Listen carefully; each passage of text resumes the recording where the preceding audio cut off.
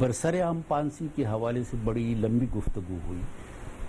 इसकी गुंजाइश तो यकीनन है, लेकिन पाकिस्तान में इस वक्त की सूरत हाल है वो ये है कि सुप्रीम कोर्ट ने इसको ममनू करार दिया है। चुनांचे अब सुप्रीम कोर्ट के इस फैसले के तनाजुर में हमने ये देखना है कि जो मौजूदा कवानीन हैं उसमें फांसी की गुंजाइश कैसे निकल आ सकती है। तो वो हमारे पास ताज़ीरात पाकिस्तान है और इंसदादी दहशतगर्दी एक्ट है। चुनांचे उसमें हमारी सिफारिश ये है कि फिर फांसी अगर जेल के अंदर भी हो तो फिर उसमें वैसे भी गुंजाइश है ताइफा का जो जिक्र कुरान पाक में है, तो वो तकरीबन 40 के लगभग लोग आ सकते हैं। और इसके बाद फिर अगर मीडिया पे इसकी तशहीर हो जाए, अगर इबरत के हवाले से सज़ा की शिद्दत और खिफत, उसमें फिर जब फांसी हो जाए तो फांसी के मनाजिर भी अगर दिखा दिए जाएं मीडिया पे तो वो मकसद हासिल हो सकता है। लेकिन शरई सजाएं जो हैं वो किसी से मख्फी नहीं है। नामर्द बनाने का हवाला जो है ये मेरी नज़र से तो नहीं हो सकता। जी नाजरीन, आपने गुफ्तगू सुनी। इस्लामी नजरियाती कौंसिल के चेयरमैन किबला याद साहब ने हमारे नुमाइंदे अली शेर को इंटरव्यू दिया और उन्होंने तो बात ही खत्म कर दी जो बात हम कर रहे थे। और ये साहब बात तो वही है। और किबला याद साहब ने की कोई सजा ऐसी नहीं है कि जो छुप के होती है। आपकी तमाम सजाएं पब्लिक, और दुनिया पूरी में भी हर सजा जो है पब्लिक होती है, ट्रायल पब्लिक होता है, ओपन कोर्ट होती है। एक फांसी की सजा भी प्रोसीजर लिखा हुआ है कि सुबह के वक्त, और वहां भी जेल में एक अच्छा खासा 15 मैं खुद फांसी की लाइव मैं जब मैजिस्ट्रेट था उस्मान साहब, मैं वो ऑर्डर पढ़ा करता था। कितनी फांसियां मैं कुछ 4-5 लोगों को दी है। आप ऑर्डर पढ़ा करता था जाके, तो उस वक्त भी 25-30 लोग तो होते ही थे। किबला याद साहब ने हमें ज्वाइन किया। अस्सलाम वालेकुम याद साहब, आपने ये तो बात कही है कि जनाब सरेआम फांसी होनी चाहिए, देनी चाहिए। साथ जो दूसरा एक जो बहस चल रही है कि जो रेप के मुल्जिमान हैं उनको नामर्द करने वाली बात है, इसके ऊपर आप लोगों की क्या सिफारिशात आई हैं?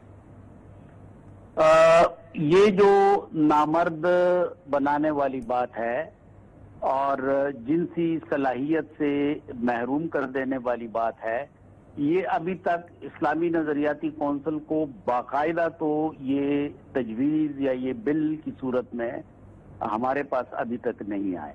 ठीक है। ये जब कोई बिल आ जाए या कोई तजवीज हुकूमत की तरफ से आ जाए तो फिर जो कौंसिल की रस्मी और बाज़ाब्ता राय होती है वो यकीनन हम देंगे।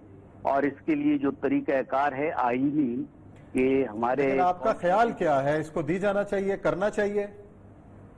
ज़ाती तौर पे तो मेरा ख्याल ये है कि हमारा कानून इस वक्त बिल्कुल वाज़ेह है, और वो मैंने आपके नुमाइंदे अली शेर साहब को आज इंटरव्यू भी दिया है कि जो इस वक्त हमारे पास कानून है उस कानून के मुताबिक ये गुंजाइश है कि जेल के अंदर बेशक हो, क्योंकि सुप्रीम कोर्ट ने सरेआम फांसी को ममनू करार दिया है और उसमें ताइफा की मौजूदगी हो, यानी एक ग्रुप हो, और मीडिया पे उसकी तशहीर कर दी जाए, तो इबरत का जो मकसद है वो हासिल हो सकता है। नहीं, ये तो बात क्लियर है। जो वो नामर्द वाली जो बहस है जो है उसके पूछ रहे। एक तो ये है कि जो फसाद फिल अर्द में जो अमूमन एक बाजू एक तरफ काटने का, और ये वैसे तो नामर्द सजा के ऊपर तो नफ्सियात दान भी मुत्तफिक नहीं है। वो समय कहते हैं कि बंदा ज्यादा जो है वो मुंतकिम मिजाज होकर बाहर आता है, और उसके अंदर एक और तरह शरई पहलू क्या है? लेकिन शरई पहलू उसका क्या है? बाजू और हाथ काटने का मुखालिफ सिमत में तो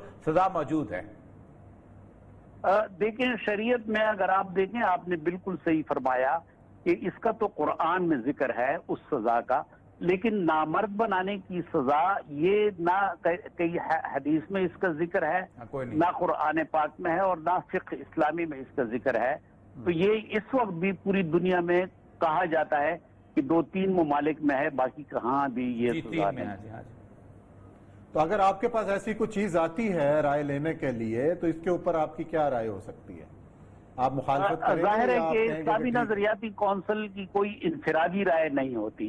ठीक है। इस वक्त भी जो मैं आपके सामने ये गुफ्तगू जो कर रहा हूँ, ये बिल्कुल एक गैर रस्मी राय है। हमारी ऑफिशियल राय तब आएगी जब जो हमारी एपेक्स बॉडी है 20 मेंबरान की, उसके सामने ये आ जाए। अच्छा। और जो हमारा रिसर्च विंग है वो रिपोर्ट दे दे और फिर कोई राय बन जाए।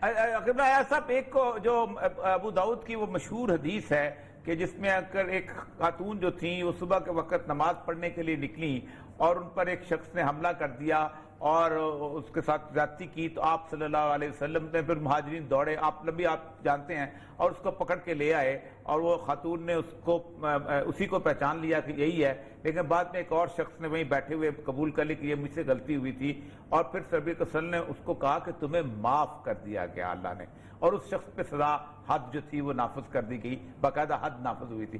آپ یہ بتائیے گا کہ اس معاملے کے اندر یہ جناب الجبر میں یہ ہم پوائنٹ آف ویو زیادہ الیبوریٹ کیوں نہیں کرتے کہ جو وکٹم ہوتی ہے وہ اس کو اللہ تبارک و تعالیٰ خود جو ہے اس کا قانون معاف کر دیتا ہے؟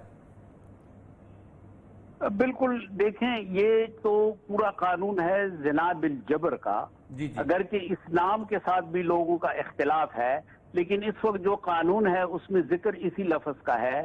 اس میں تو یہ ہے کہ یہ آپ ایک تمکن حاصل کریں، قبضہ کر لیں، تو یقیناً اس میں جو وکٹم ہے اس کی تو رضا شامل نہیں ہے، تو اس پہ تو حد نہیں ہے، بلکہ یہ پھر اس حرابہ کے اس میں آتا ہے کہ یہ ایک بالکل اس ضمن میں آ جاتا ہے، اور جو اس کا فاعل ہے جس سے یہ جرم جس سے سرزد ہوا ہے اسی کو سزا ملنی چاہیے۔ ٹھیک ٹھیک، جی جی، بہت بہت شکریہ جی، بہت شکریہ، آپ نے ٹائم دیا۔ بات وہی ہے یہ جو میں نے حدیث آپ کو سنائی ہے نا، اس میں سے 4 چیزیں نکلتی ہیں۔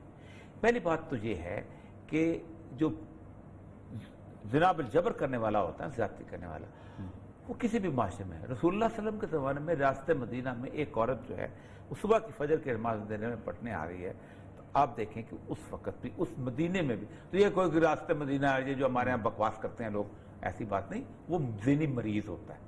دوسری بات یہ ہے کہ اس کا لباس سے بھی کوئی تعلق نہیں ہے، پورے کپڑے پہنے ہوئے باقاعدہ نماز پڑھنے کے لیے آکار ہے، تو اس کا کوئی تعلق نہیں ہوتا، اس کو عورت نظر آنی چاہیے، وہ ذہنی مریض ہوتا ہے، وہ اس کا بھی کوئی تعلق۔ تیسری یہ ہے کہ ایک عورت جو ہے وہ بغیر محرم کے بھی نکل رہی ہے نماز پڑھنے کے ریزن بھی کوئی نہیں ہے۔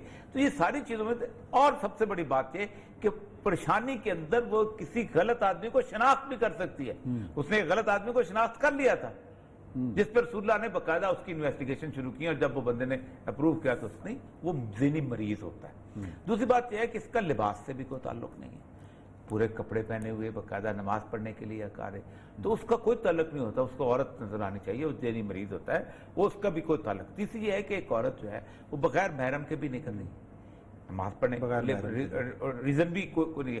تو یہ ساری چیزوں میں، اور سب سے بڑی بات یہ کہ پریشانی کے اندر وہ کسی غلط آدمی کو شناخت بھی کر سکتی ہے، اس نے ایک غلط آدمی کو شناخت کر لیا تھا، جس پر رسول اللہ نے باقاعدہ اس کی انویسٹیگیشن شروع کی، اور جب وہ بندے نے اپروو کیا تو اس کو انہوں نے۔ چلیں جی ناظرین، اسی نوٹ کے ساتھ یہاں پہ پروگرام ختم کرتے ہیں، کل انشاءاللہ نئے موضوعات کے ساتھ آپ کی خدمت میں حاضر ہوں گے۔ اپنا خیال رکھیں، اللہ حافظ۔